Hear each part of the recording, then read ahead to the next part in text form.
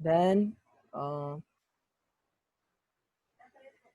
Yes, until 2017 कब हुआ करता था union budget present? Until 2017 union budget was presented. Yes Rohit, Rohit आप नहीं थे शायद से लास्ट क्लास। यस साक्षी, अंटिल 2017 कब प्रेजेंट होता था union budget? Last working day और after of Feb. 2017? First working day of Feb. Yes, that is 1st of February। Okay, और हाँ, सबसे हाईएस्ट नंबर ऑफ बजट्स किसने प्रेजेंट किए हैं? Morarji Desai.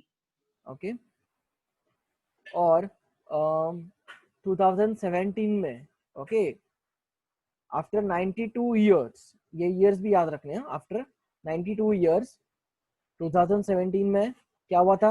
Yes Janvi,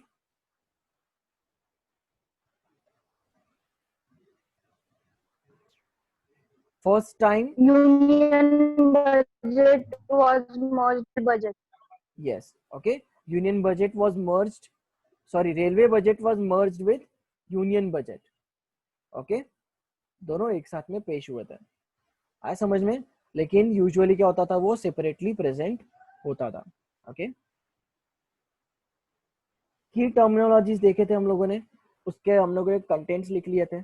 explain किया था कि मैंने? आई गेस एक्सप्लेन नहीं किया था। नहीं सर। Yes, sir. नहीं किया था, ठीक है। यस, तो आज हम लोग ये एक्सप्लेन करेंगे।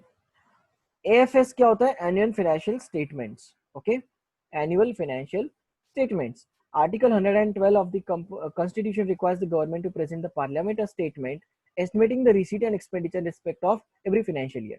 ठीक है, सेम कंपनी का भी होता है कि कंपनी को एक फाइनेंशियल ईयर के लिए अपने एनुअल फाइनेंशियल स्टेटमेंट्स को दिखाना पड़ता है अपने शेयर होल्डर्स को। Okay, so the receipt and expenditure of the government for the period of one financial year, ठीक है, उसका जो रिकॉर्ड है या फिर उसका जो स्टेटमेंट है उसको हम लोग क्या बोलेंगे? Annual financial statement. ठीक है, की हाईलाइट पॉइंट यही है। Next is consolidated fund. Okay, consolidated fund मतलब क्या? ये एक क्या बोलते हैं, ऑटोनॉमस फंड होता है। ठीक है, this is the most important of all government funds और revenues raised by the government, money borrowed and receipts from loans given by the government flow into the consolidated fund of India। Okay, for example, government ने किसी को अगर loan दिया होगा, ठीक है, किसी को अगर लोन दिया होगा तो उसके पास से हम लोगों को इंटरेस्ट मिलेगा, मतलब गवर्नमेंट को इंटरेस्ट मिलेगा। ठीक है, सो वो रिसीट साइड में रिकॉर्ड होगा।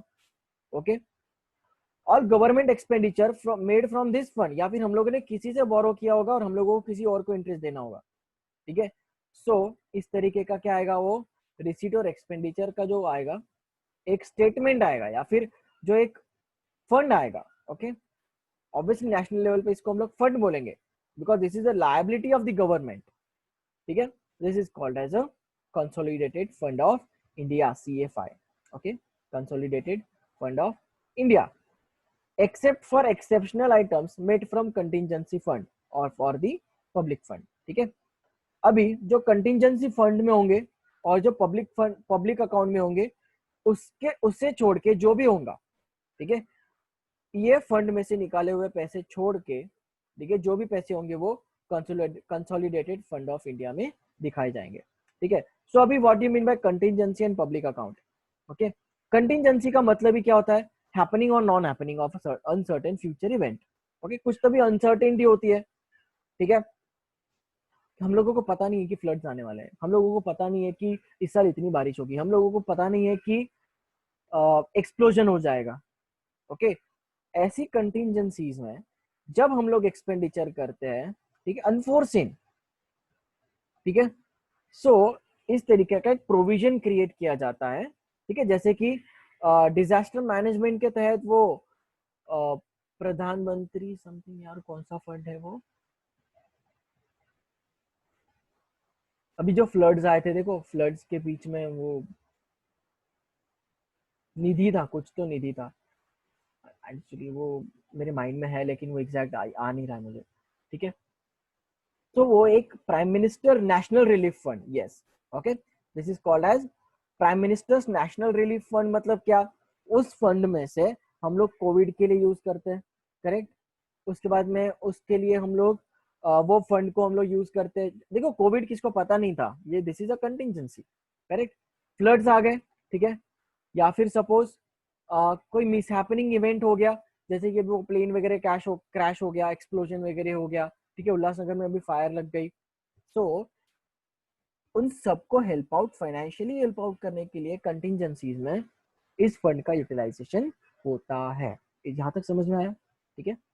Now, what do you mean by public account? This fund is to account for flows of those transactions where the government is merely acting as a banker for the public. Okay. For example, PF, ठीक है, PF के ऊपर जो interest देते हैं government, ठीक है। For example public provident fund, ये गवर्नमेंट का एक स्कीम है, ठीक है। या फिर एनपीएस कभी सुना है क्या, नेशनल पेंशन स्कीम, अटल पेंशन योजना, सुना है कभी आप लोग? कभी पोस्ट ऑफिस में गए होंगे, कभी बैंक में वगैरह गए होंगे, ठीक है, तो वहां पे लिखा होता है अटल पेंशन योजना, ठीक है। हर महीने हम लोगों को इतना भरना होता है स्पेसिफिक पीरियड ऑफ टाइम के लिए, फॉर एग्जांपल 20 ईयर्स के लिए। फिर हम लोगों को 20 ईयर्स के बाद में एक इतना पर्टिकुलर सम अश्योर्ड मिलेगा, ठीक है, कि मतलब एक पर्टिकुलर अमाउंट का 20 ईयर्स के, अगर सपोज हम लोग हर महीने का 1000 रुपीज का सेविंग्स करते हैं, ठीक है, 20,000 20 ईयर्स तक, तो हम लोगों को 25 लाख रुपए का क्या मिलेगा, एक सम अश्योर्ड मिलेगा डॉक्यूमेंट इंटरेस्ट। ओके, सो ये होता है नेशनल पेंशन स्कीम, मतलब ये रिटायरमेंट प्लान होता है एक टाइप का, ठीक है। सो इसके ऊपर जो गवर्नमेंट एक्सपेंडिचर करती है, ऑब्वियसली देखो आप भले ही पैसा आपका है, ठीक है, भले ही पैसा आपका है, लेकिन गवर्नमेंट आपको इंटरेस्ट दे रही है ना उसके ऊपर। So intermediary, government is acting as a banker to the public, okay, चाहे वो स्मॉल सेविंग्स अकाउंट हो। This fund do not belong to the government, ठीक है, ये फंड गवर्नमेंट को बिलोंग नहीं करता, सिर्फ गवर्नमेंट ने एक स्कीम बनाई है कि जहाँ पे भाई अलग अलग लोग पैसा डालेंगे, ओके, जैसे म्यूचुअल फंड्स होते हैं ना, उस तरीके से government as a banker act करेगा वहां पे, ओके, बहुत सारे लोग यहाँ पे पैसा डालेंगे। They have to be paid back at some time, their rightful owners, okay, because of this nature of the fund, expenditure from it are not required to be approved by the parliament, okay, obviously उसका nature ही क्या है कि public का service देने के लिए ना, public का पैसा ग्रो करने के लिए, पब्लिक को हेल्प आउट करने के लिए, ठीक है, ये फंड क्रिएट हुआ, इसके लिए इसका अप्रूवल पार्लियामेंट से नहीं लेना पड़ता, ठीक है। पीएमओ मिनिस्ट्री या फिर जो पीएम ऑफिस तय करती है, या फिर कोई भी एक मिनिस्ट्री तय करेगी कि ये फंड को कैसे यूटिलाइज करना है, okay. For each of this funds the government has to present a statement of receipt and expenditure. It is important to note that all the money flowing into this fund is called receipts, all the money flowing out of these funds uh, are called expenditure, okay, revenue in nature hota hai। The constitution requires that the budget has to distinguish the receipts and payments, okay, in short कि receipt और payment को क्या करना पड़ेगा, distinguish करना पड़ेगा, और उसका अलग से मीनिंग देना पड़ेगा कि what do you mean by revenue, ठीक है, और what do you mean by capital, और वो भी रेवेन्यू रिसीट क्या होगा, रेवेन्यू एक्सपेंडिचर क्या होगा, कैपिटल रिसीट और कैपिटल एक्सपेंडिचर क्या होगा, ये बाइफर्केशन देना पड़ेगा, ठीक है। It is important to understand the revenue receipts, revenue expenditure, capital receipt and capital expenditure, okay. So पहले हम लोग ये पढ़ लेते हैं what you mean by revenue, capital, ठीक है, अनलाइक एनी एक्सपेंडिचर और रेवेन्यू, ठीक है, जैसे मैंने बोला था, आपको पता है क्या, वेट मैं आपको समझा देता हूँ, मैंने शायद से बताया भी था पहले, बट ठीक है। टाइप्स ऑफ रिसीट और एक्सपेंडिचर का जो चार्ट है, आपको ये पता है कि टाइप्स ऑफ रिसीट और एक्सपेंडिचर का चार्ट बहुत सारों को पता होगा, ठीक है। रिसीट्स में क्या होता है, revenue receipts, okay, and capital receipts, okay, capital receipts. Expenditure के कितने टाइप होते हैं, 3 types, revenue expenditure, capital expenditure, और एक होता है deferred revenue expenditure, okay. Revenue in nature का मतलब क्या होता है, रेवेन्यू कि वो डे टू डे एक्टिविटीज से हम लोगों को जनरेट हो रहा है, ओके, रिसीट्स हम लोगों को डे टू डे एक्टिविटीज में जनरेट हो रही है। और कैपिटल रिसीट मतलब क्या होता है, by selling of an asset, okay, for example हम लोग कोई एसेट को अगर सेल कर देते हैं, उसमें मिलने वाली रिसीट होगी, वो कैपिटल रिसीट होगी, ठीक है। अभी एक्सपेंडिचर क्या होता है, एक्सपेंडिचर मतलब क्या होता है, हम लोग कोई एसेट को अगर सेल कर देते हैं, उसमें मिलने वाली रिसीट होगी, वो कैपिटल रिसीट होगी, ठीक है। रेवेन्यू, कैपिटल और डेफर्ड रेवेन्यू। ओके, देखो रेवेन्यू का मतलब होता है this is a let's take an example. यह है हमारा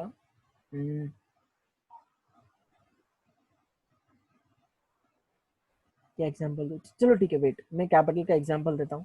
ठीक है, capital is a melody chocolate. Okay, it is a melody chocolate. और deferred revenue is Gems. Okay, Gems पता है ना आप लोगों को, कैडबरी जेम्स। ठीक है, और रेवेन्यू टेक एन एग्जांपल कि हम लोगों को डे टू डे में क्या लगता है, सॉरी वेट वेट, मिल गया। ठीक है, revenue is a melody. Okay, capital is a chewing gum. Okay, अब देखो ये मैंने क्यों लिखा है यहाँ पे, देयर इज अ रीजन है, बहुत बड़ा रीजन है उसके पीछे, बहुत अच्छे से ध्यान दो। रेवेन्यू का मतलब क्या होता है, मेलोडी।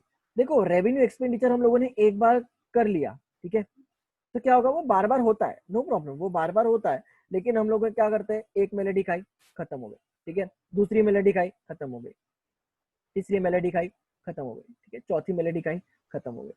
ठीक है, मतलब हम लोग को बार बार वो परचेज करना पड़ता है। ठीक है, this is called as a revenue expenditure, कि हम लोग एक्सपेंस कर रहे हैं लेकिन बार बार खरीद के। कैपिटल एक्सपेंडिचर क्या होता है, हम लोग एक ही बार खरीदेंगे। ओके, च्युइंगम क्या करते हैं हम लोग, वन टाइम खरीदते हैं और उसको चबाते जाते हैं।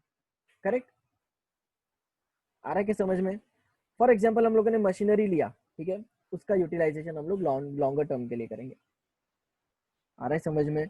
एक बार मेलोडी खा ली तो हम लोग उसको बार बार रिपीटेडली नहीं खा सकते, ठीक है, लेकिन च्युइंगम एक बार खा लिया, हम लोग उसको बार बार क्या करते हैं, च्यू करते हैं। ओके, कि हम लोग उसको चबाते जाते हैं च्युइंगम। लेकिन डेफर्ड रेवेन्यू एक्सपेंडिचर का मतलब क्या होता है, कि हम लोग उसका पेमेंट आज कर रहे हैं लेकिन उसका बेनिफिट ओवर द ईयर्स लेंगे हम लोग। ठीक है, 1 साल, 2 साल, 3 साल, 5 साल। ठीक है, for example advertisement, prepaid advertisement क्या करते हैं हम लोग, 1 साल में भरते हैं लेकिन उसको 2-3 साल के लिए यूटिलाइजेशन करते हैं। सेम जेम्स का होता है। ठीक है, हम लोगों ने एक बार जेम्स ले लिया, ठीक है, जेम्स हम लोगों ने एक बार ले लिया, उसमें से क्या करते हैं, एक एक करके खाते हैं ना। आ रहा है समझ में बच्चों? एकदम सिंपल से लैंग्वेज में समझ में आया कि what are the types of expenditure, what does they mean? आया पक्का समझ में आप लोगों को? Yes, sir. देखो actually this is not an accounts class. हाँ, ओके, मैं आपको ये रेवेन्यू और कैपिटल का फंडामेंटल समझाने के लिए तुम लोगों को एग्जांपल दिया। ठीक है, आई होप आप लोगों को समझ में आया हो ये एग्जांपल। ठीक है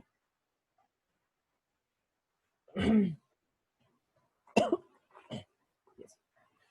Now let's come back to our topics. Okay, revenue, receipt, expenditure, revenue expenditure, capital receipt और capital expenditure. Okay, deferred का यहाँ पे कुछ दिया नहीं है।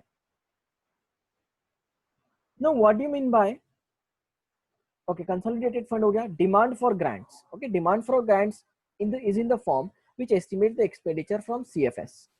Okay, CFA consolidated fund of India, CFI में से जो हम लोग कुछ फंड निकालते हैं, किसके लिए?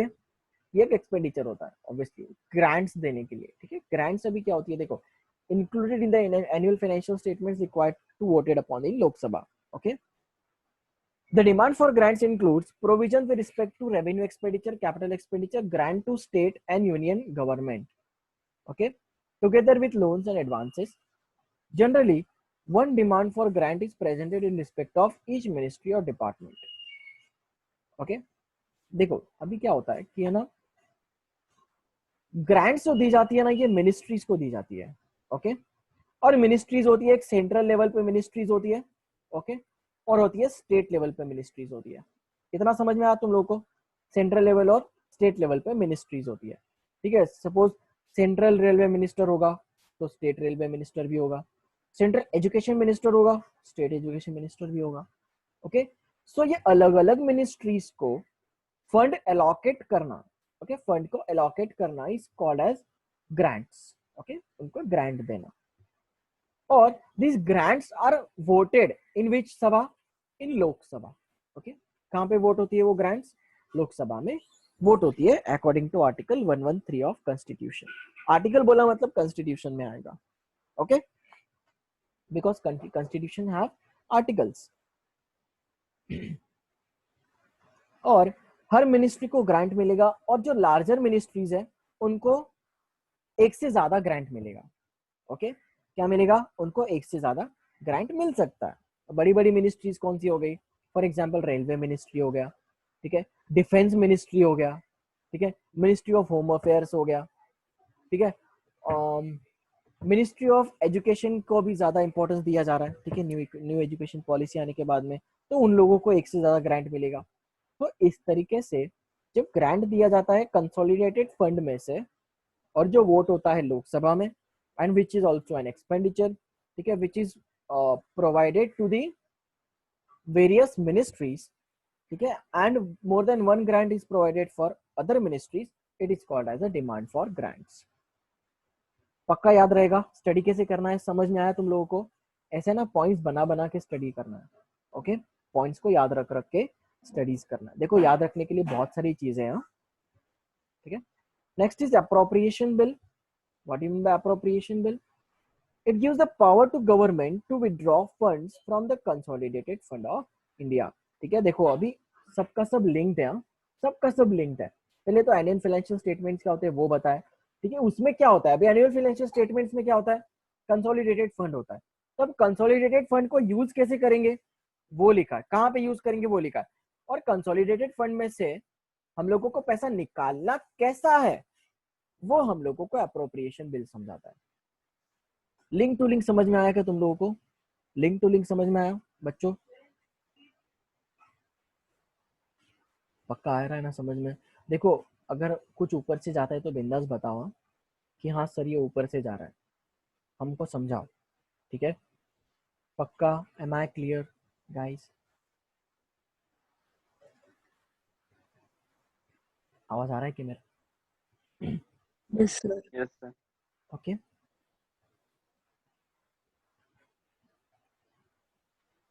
अप्रोप्रिएशन बिल, ठीक है. Appropriation bill gives the power to the government to withdraw the funds, ठीक है. This is the power given to the government to withdraw the funds from consolidated fund of India, ठीक है.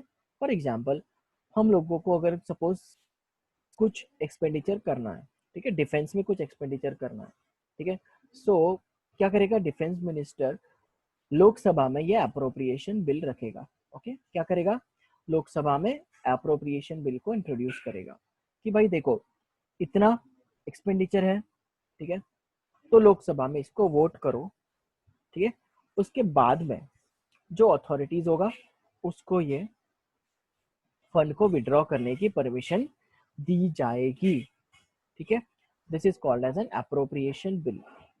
Next is finance bill. This is a very much important aspect of the taxes, ठीक है. Tax policies of any country, sorry tax policies of India. Okay, जो taxes, नए नए taxes लगाने हैं, कितने टैक्सेस लगाने हैं, कंपनीज को कितना छूट देना है, कितने डिडक्शंस रखने हैं, ओके. पूरा पूरा टैक्स का जो रिफॉर्म्स होता है, टैक्स के जो अमेंडमेंट्स होते हैं, okay, these are based on this finance bill. Okay, these are based on the finance bill because tax is a revenue generating for the government. और revenue generating है तो obviously these are the finances for the government, means government का पैसा आएगा तो उसके लिए reforms लाना, this is called as a finance bill. Okay, so finance bill has to be approved by the parliament. Okay, this is to be approved by the parliament. So finance bill के साथ में क्या attach होता है? Memorandum containing the explanations. Okay, अगर suppose tax rates जो थे, okay, देखो याद है कि हम लोगों ने टैक्स रेट्स पढ़े? देखो मैंने आप लोगों को वो 2020 का फाइनेंस बजट दिखाया, ठीक है. फाइनेंस बजट में क्या लिखा था? टैक्स रेट्स लिखे थे अलग अलग, ठीक है.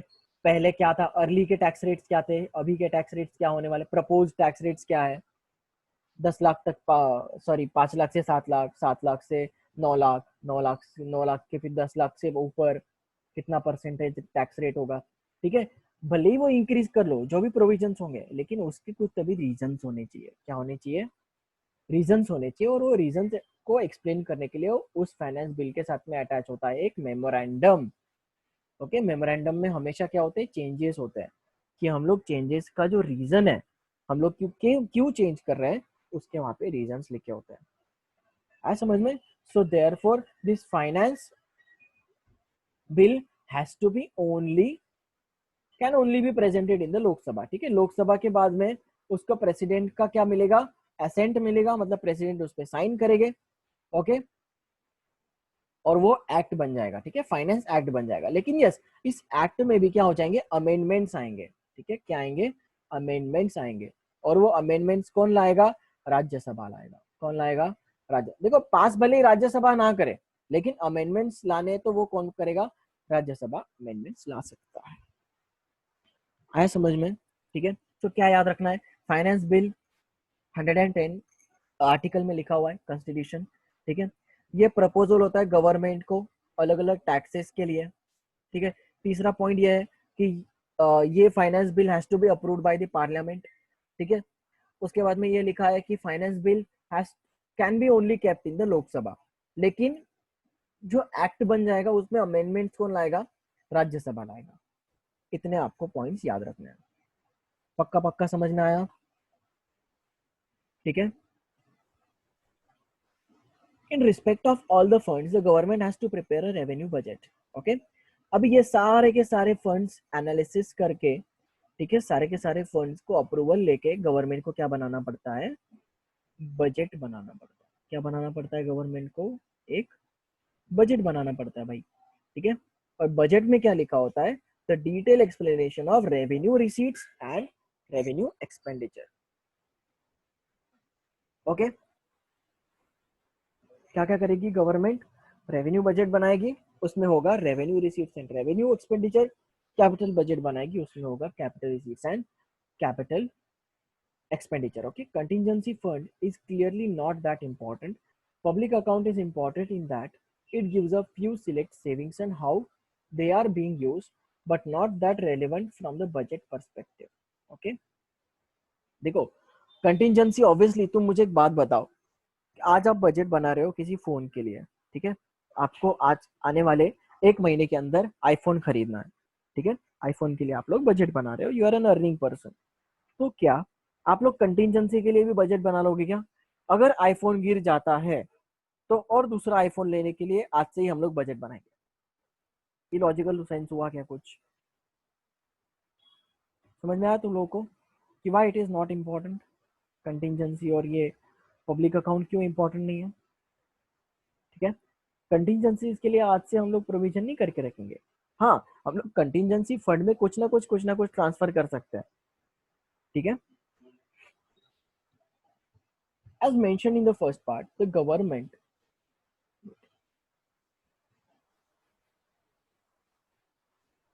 okay, ये तो ठीक है। The preparing a budget is extremely tedious and lengthy process. Okay, so ये आ सकता है एमसीक्यू में कि बजट ये बहुत ही लेंदी प्रोसेस होता है। It begins with the budget division issuing circular. Okay, budget कैसे बिगिन होता है, budget division issuing circular to all the ministries, states, autonomous bodies, departments and defence forces. Obviously अलग अलग मिनिस्ट्रीज हैं। ओके, who are asked to submit the expenditure estimates for coming year. Okay, excessive consultations are held between union ministries and department of expenditure for the finance ministries once the estimates have been submitted. Okay, in the meantime the department of economic affairs, okay, DEA, and department of revenue meet stakeholders such as farmers, businessmen, FIIs, economists and civil societies groups to take their reviews. Once the pre-budget meetings are over, the final call on the tax proposals is taken by the finance minister. The proposals are discussed with the prime minister before the budget is finally prepared. Okay, देखो अभी इसका ये क्या होता है।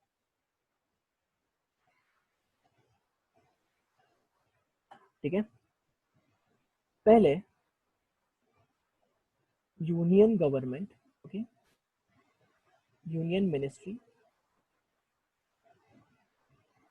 ठीक है, क्या होगा, ये बजट जो प्री बजट है, ओके,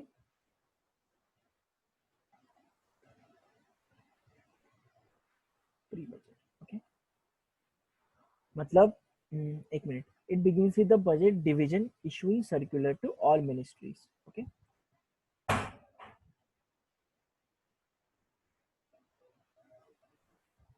एक सर्कुलर दिया जाएगा। ओके, जो भी बजट बनाते होंगे वो, ओके, सर्कुलर दिया जाएगा। ओके, सर्कुलर किसको?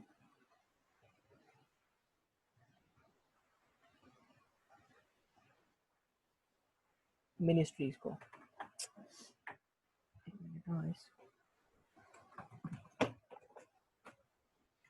मिनिस्ट्रीज को ये बजट दिया जाएगा। ठीक है, अब मिनिस्ट्रीज क्या करेंगी?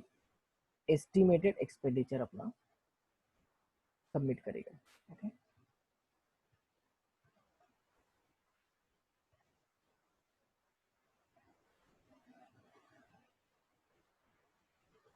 For that year.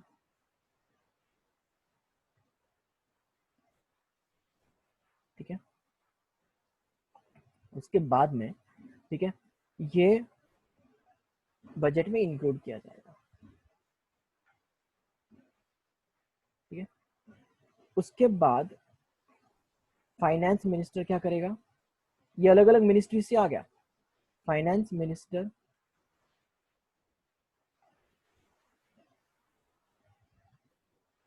देगा अपने टैक्स प्रपोजल्स। ओके,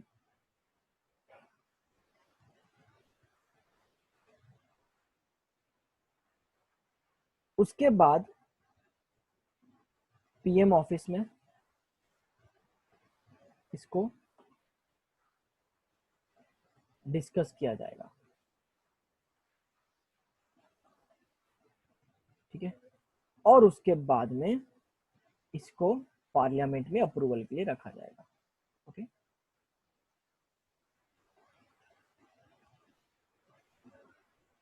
पार्लियामेंट में अप्रूवल के लिए लिखा जाएगा। ठीक है, जब पार्लियामेंट अप्रूवल देगा तो क्या हो जाएगा? बजट पास हो जाएगा फॉर दैट रीजन।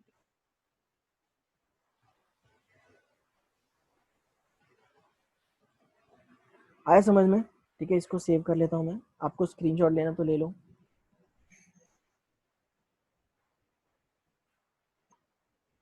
प्रोसीजर समझ में आया? पहले सर्कुलर इशू होगा। ठीक है, हर मिनिस्ट्रीज को, मिनिस्ट्रीज अपना एस्टिमेटेड सारे, हाँ, मिनिस्ट्री हो गया, उसमें स्टेट एक्सपेंडिचर्स हो गया, ठीक है, डिफेंस मिनिस्ट्री हो गया, सबका सब वो अपना देंगे estimated expenditure for the financial year. Okay, फिर क्या होगा? एक बजट प्रिपेयर होगा। ठीक है, बजट में इंक्लूड क्या होगा? अपने फाइनेंस मिनिस्टर का टैक्स प्रपोजल्स इंक्लूड होंगे। ओके, उसके बाद में ये पीएम ऑफिस में जाएगा, वो डिस्कस होगा। ठीक है, उसके बाद में ये पार्लियामेंट में जाएगा, पास होगा। ठीक है, फिर जब पार्लियामेंट उसको अप्रूवल दे देगा, ठीक है, उसके बाद ये बजट क्या हो जाएगा? पास हो जाएगा।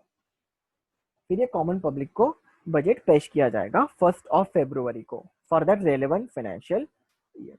अभी आया समझ में?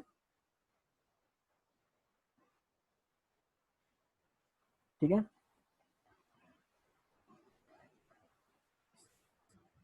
कल आज के लिए बस इतना ही। ठीक है, आज के लिए हम लोग यही देखेंगे।